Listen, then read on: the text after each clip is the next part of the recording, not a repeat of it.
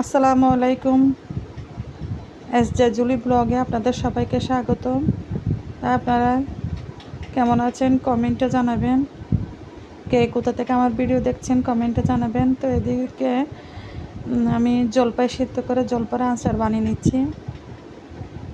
কয়েক পিস রসুন দিয়ে প্রথমে কয়েক পিস রসুন দিয়ে তেলে ভেজে নিচ্ছি। তারপর এখানে তেজপাতা আর শুকনো মরিচ হালকা করে ভেজে আমি জলপাই এখানে ঢেলে দিব।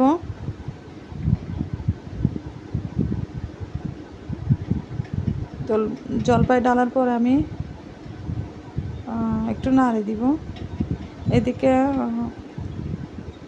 জিরা বাটা, শুকনা জিরা বাটা,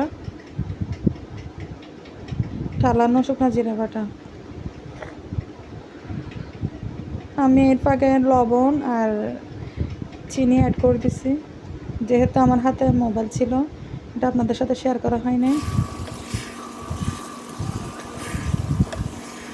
চিনি দেওয়ার পর এখানে পানি বের হয়ে গেছে, চিনিটা গলে। এখানে কোনো রকম পানি দেওয়া যাবে না। তো এটা হচ্ছে যে ধনিয়া গুঁড়া গরম মশলা গুঁড়া সব আমি একটু ভেজে এখানে ঢেলে দিছি জলপাইয়ের মধ্যে।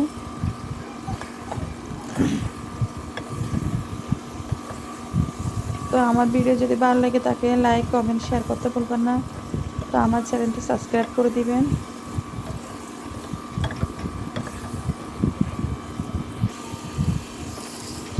তো আমার আচারটা হয়ে গেছে, আমি চুলাটা বন্ধ করে দিব এখন।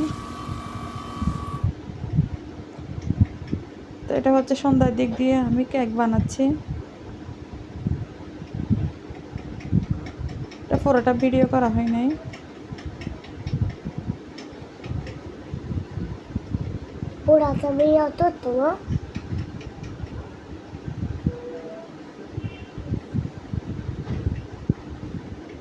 তা আমার পাশে আমার ছেলে একটা কথা বলতেছে।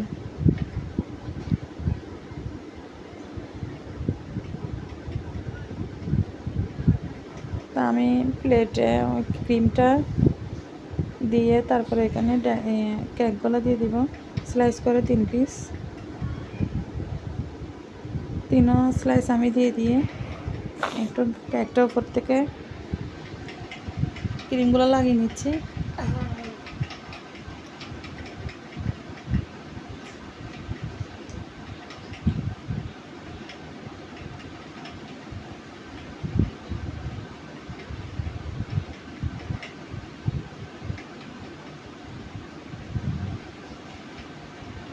এটা ঘরে খাওয়ার জন্য বানাচ্ছিলাম আসলে। তো এটা এতটুকুতে আমি নর্মাল ফ্রিজে রেখে দিব। এটা দিয়ে একটু ডিজাইন করতে চাইছিলাম, ডিজাইন করা হয় নাই। তো এটা ভিডিওটা আগে পিছনে হয়ে গেছে। তো কেকের ফাইনাল লুক হচ্ছে এটা। এমনি একটু ডিজাইন দিয়ে দিচ্ছি আর কি, ক্রিম দিয়ে, ফুড কালার দিয়ে। তো এটা বাচ্চাদের দিয়ে কাটাই ফেলবো। এটা সন্ধ্যার নাস্তা হিসেবে ওদের চলে যাবে। ওরা ক্রিম কেক একটু বেশি পছন্দ করে। আমার মেয়ে বড়টা একটু বেশি পছন্দ করে ক্রিম কেক। তো এরা বার্থডে করতেছে আর কি, কেকটা কেটে বার্থডে করতেছে। তা আমি পিস পিস করে ওদেরকে দিয়ে দিছি। তো কেমন লাগছে আজকের ভিডিও কমেন্টে জানাবেন। সবাই ভালো থাকবেন, সবাই সবার জন্য দোয়া করবেন। আল্লাহ হাফেজ। আসসালামু আলাইকুম।